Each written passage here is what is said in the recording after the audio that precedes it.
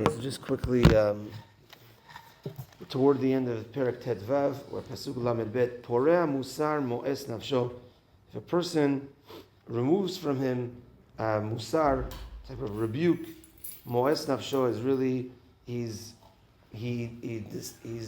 disgusting his heart, his soul. V'shomea tochachat koneh lev. One that hears rebuke, he is acquiring his heart. The importance of hearing rebuke, taking rebuke, as opposed to not accepting rebuke.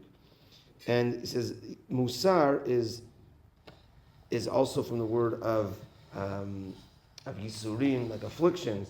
So he says here, the Gaon of Vilna meyaser, that some of a person afflicts himself in order to do God's will. Make sure he wakes up early, even though it's cold, etc. Right? It's an affliction. It's different. It's difficult. So you afflict yourself to do Hashem's will. Hashem will do your will. And if a person again puts aside his own will to do Hashem's will, Hashem does that person's will. Musar, he says, is with a person's body, and tochacha is with a person's mouth. So rebuke, like not to say things. Musar is don't go in that path. Go on this path. And tochacha is don't say that, but rather say this. The last pasuk of the Perek. Yirat Hashem musar chokhmah. The fearing God is wisdom and is musar, coming onto the proper path. Velifne kavod anava, and before honor is humbleness. So here the Gaon of Vilna brings a few kind of one-liners that kind of put us in the right path.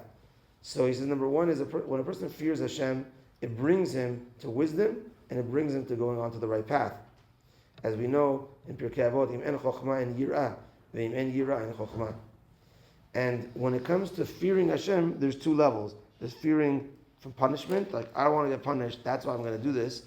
Or fearing out of yirat haromimut, I recognize how God is so great, and therefore He's awesome. That's the type of fear, not fear of sin, but rather, wow, I'm in awe of His greatness, and therefore I'm going to do His will.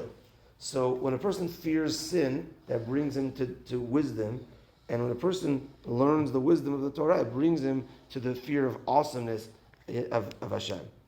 And before kavod is anava, because when a person recognizes how awesome Hashem is, and therefore it humbles a person. Hashem is the one is the person. Hashem is the master, is the God of kavod. He gets all the kavod, and therefore it humbles a person.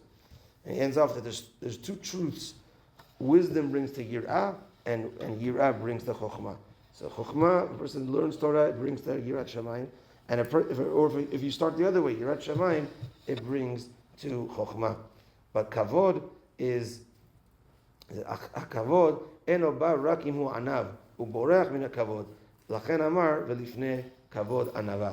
The person wants kavod. If you run after it, it's going to run away from you. But if you run away from it, then it's going to run toward you, and that's humbleness brings to kavod. Chazak u'baruch. We finished the 15th chapter, halfway through Sefer Mishlei. Baruch Adonai le'olam. Amen ve'amen. Rabbi Chananya ben Akashi Omer רצה הקדוש ברוך הוא לזכות את ישראל לפי חכי בעליהם תורה ומצוות שנאמר אדוני חפץ בן צדקו יגדיל תורה וידיר